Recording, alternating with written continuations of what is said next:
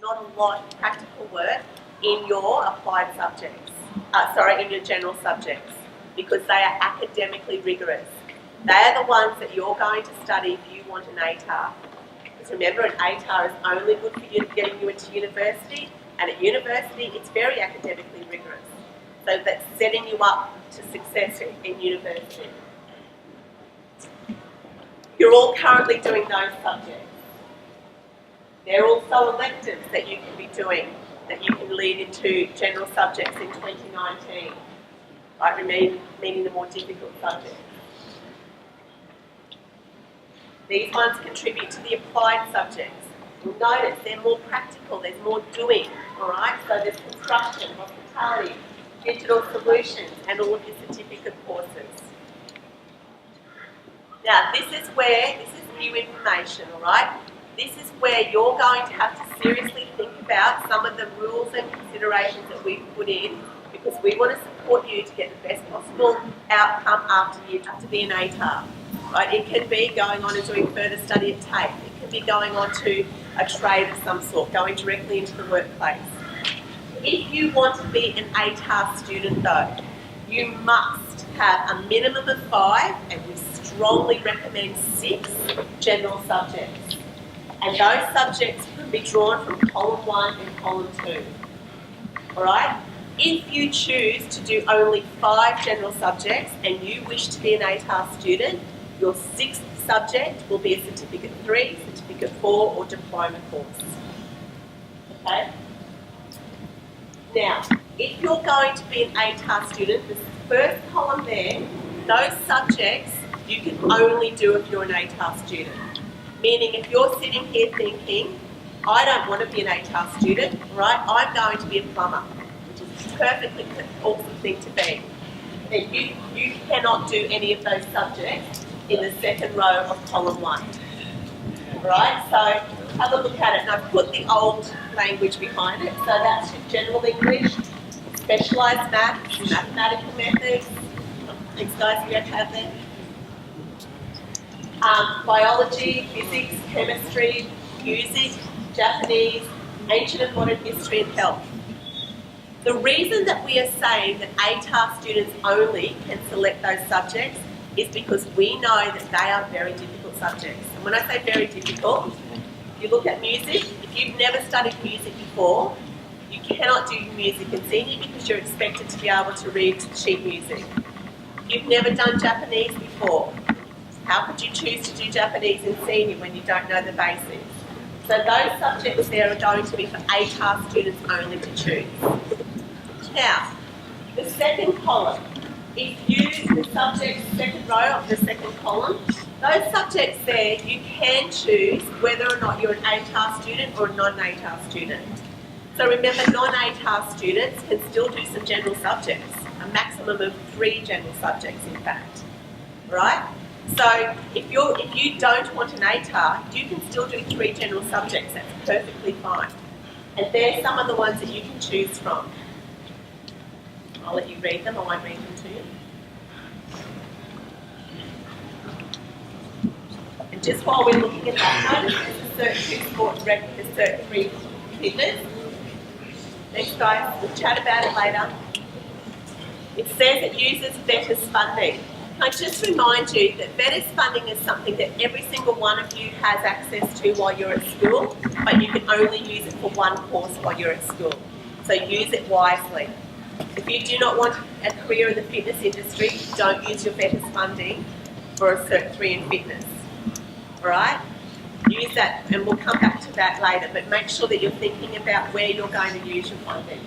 And TBA means to be announced, so there will be some costs associated with those courses. Having said that though, those of you who do want to be ATAR students, you can do column A, column 1, and you can do the column 2 subjects as well. Alright? So if I was going to be an ATAR student, I'd probably do general English, I would do math methods, biology, 3 accounting, business, and PE. Alright? That would make me ATAR eligible. I'm doing 6 general subjects. I'm on track to get a good ATAR as long as I do well in those subjects. This third column though, this is for what we're going to call pathway students. And pathway means you're not eligible for an ATAR. You don't want to go straight to university after school. You don't want an ATAR, so we're going to call you pathway students. Right? So you can do a maximum of 3 subjects from column 1 and 2. You don't have to do any general subjects if you choose not to. Completely up to you. And then the rest of your subjects will be comprised of the second row in column 3. Right? So if you're a pathway student, you may opt to choose all 6 of your subjects from that column in column 3. Okay? I'll just give you a minute to have a look at those.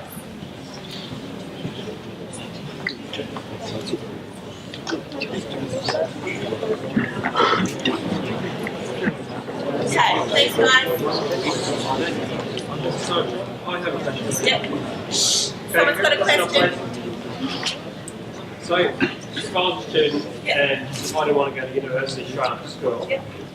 and I don't want to go the ATAR way right now, Yep. I just chose some pathway subjects. Yes.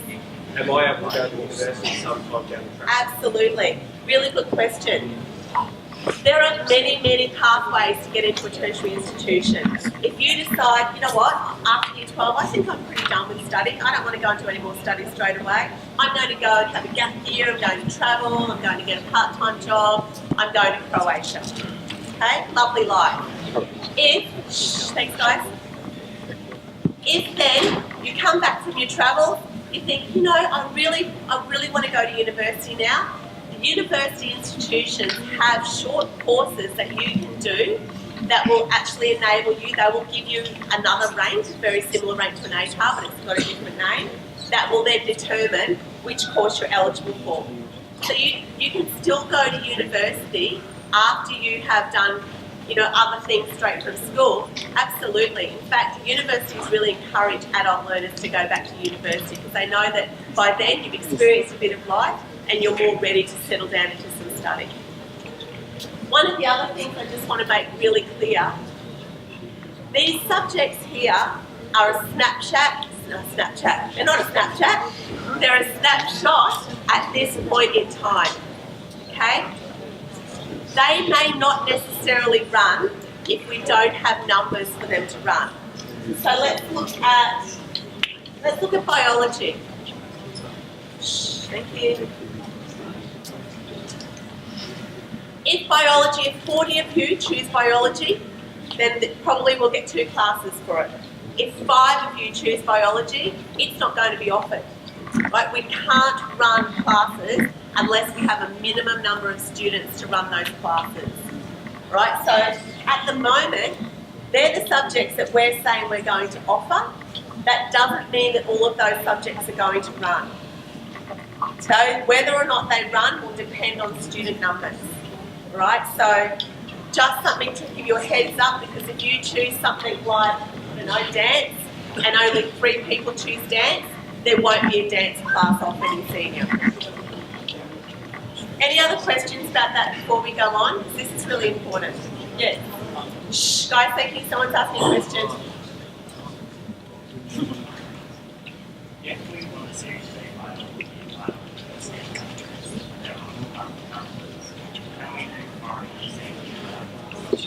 Okay, good question. If you wanted to do biology and it didn't run because there wasn't enough numbers, could you do it through it? Yes, there's a thing called distance education that you can be enrolled in. And distance ed means that you can actually study a subject while you're still attached to our school, but they will provide the resources for you to do that, so the curriculum and the assessment, right? It's not ideal, right? It doesn't always work for everyone because quite often, especially people as young as yourself, I remember when I was at school, I work better when I've got other people to ask questions of and to, you know, just voice thoughts around with. So it's a possibility, but it's not the ideal solution. Any other questions? Do you have a question? Okay, good question. Technology as in design, ICT, so digital solutions. It's our applied subject, so it's going to be computers. Right. Now, do you have any other questions before we finish today? Someone over here? Yes. Shh. Big voice, please. I can't hear you. Can I teach class when we go back to class? Yes. Oh, a couple of things I do want to mention that's actually just might help there. When you go back to class, a couple of things that you can do. You probably have already done it, but if you haven't, you need to go on the QTAC website and look at the prerequisites if you do want to go to university for the courses that you want to do. The prerequisites won't change, we don't think. So for example, if you want to be a primary school teacher, the prerequisites are still going to be that you must have done and passed essential English and an essential maths and an essential science. General maths and general science, meaning general English, biology and mathematical methods, right, or something like that. So those prerequisites won't change. The only thing that's going to change is that magical little number that determines whether or not you get in or not. Currently, the QTAC website will show it as an OP.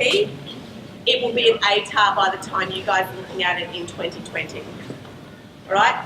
Another thing is in the next probably week, you will all have access to the subject selection handbook. You need to make sure you thoroughly read that.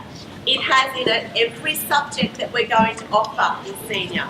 It has what the pathways for those subjects are. It will clearly say, is it a general subject or is it an applied subject? It will also have in it, and this is probably what you really need to know, what kind of assessment do you do in that subject? What are the percentages for the assessment? Because if you're going to do a general maths and general English, you need to know that for Year 12, the external exam that you do at the end of Year 12 is going to be worth 50% of your results, right? Most other subjects, the percentages differ. So some subjects, they do 4 assessments and they're 25% each. It just depends on the subject. That's up to you though, to sit down and have a look at that and to also go through that with your parents, right? Make sure. So you guys are the first in the whole of the state to go through under this new system. So you have to educate your parents about what this new system is about. Get them talking in the language that you're talking in. Let them be aware of what they need to know to help to support you, right? The other thing is,